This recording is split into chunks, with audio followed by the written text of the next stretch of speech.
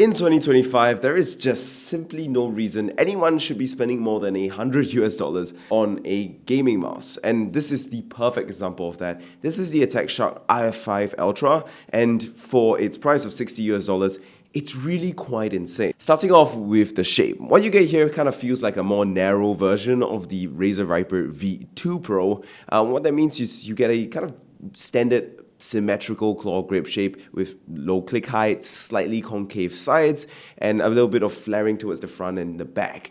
You also get a very gentle rear hump, and one thing I like about this mouse is that the hump is very low and out of the way. If you are someone that doesn't like a very big fat hump, like on a GPX for example, and you like it to kind of be more unobtrusive and unrestrictive, this mouse shape is definitely for you. I kind of got used to big humps for a bit using the GPX and the Viper V3 Pro, but now using this again, I much prefer a low and unintrusive hump on my daily driver. And this mouse has actually become my daily driver. On top of that, this mouse has a very lightweight 39 gram carbon fiber body, so combined with a very comfortable shape for me, it ends up being very fast, very comfortable, very intuitive to use, and I generally really enjoy using this mouse to play on low sensitivity in Valorant, which is the main shooter that I still play occasionally. Now, in terms of size and grip recommendations for this shape, I will have to say that this is a claw grip mouse first and foremost.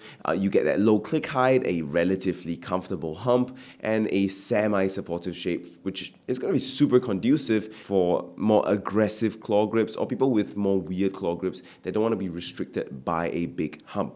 If you are fingertip gripping this mouse, you can do that too. That low hump is out of the way, the low click height is very conducive for a fingertip grip, and the relatively flat sides also make for quite a comfortable fingertip grip. I would recommend this for fingertip gripping for hand sizes roughly about 18 centimeters and above in length. And if you are palm gripping this mouse, I wouldn't strongly recommend it. It's not a particularly supportive mouse. It's also very low profile, so unless your forefinger and pinky are very thin, it might be squished together or be touching the mouse pad, which might not be the most desirable. But if you do think that this is a shape that you want a palm grip, I can recommend it for hand sizes that are 18 centimeters and below, because it's quite a small mouse with quite a low profile and small volume. So if your hands are excessively big and long, they're going to be very uncomfortable palm gripping this.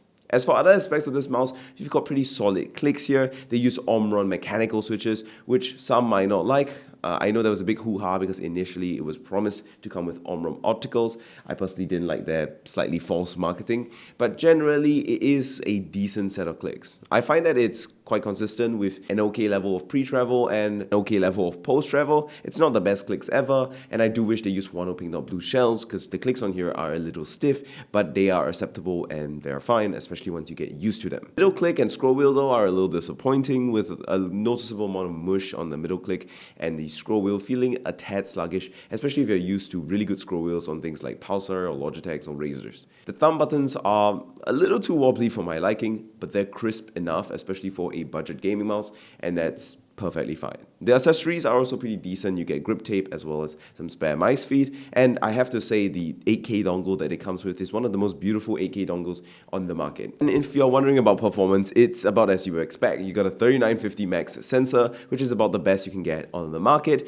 as well as 8000 Hz polling rate, which is about the best you can get on the market. And in terms of polling performance, I have had no issues whatsoever, though on 8000 Hz polling rate, the battery life is about what you expect. Not very good. A couple of days of moderate to heavy use between charges. So maybe run it at 1000 Hz if you're trying to save battery. All in all though, I really enjoy this gaming mouse. It's a simple, effective claw grip shape. It's nothing really complicated or anything we haven't seen before. And it just kind of feels like a Viper V2 Pro with narrower sides, which is kind of my ideal mouse shape right now, I think. And plus, it's very lightweight, very high performance, and it's very low price. It's a very attractive daily driver that I've been using. So yeah, thumbs up.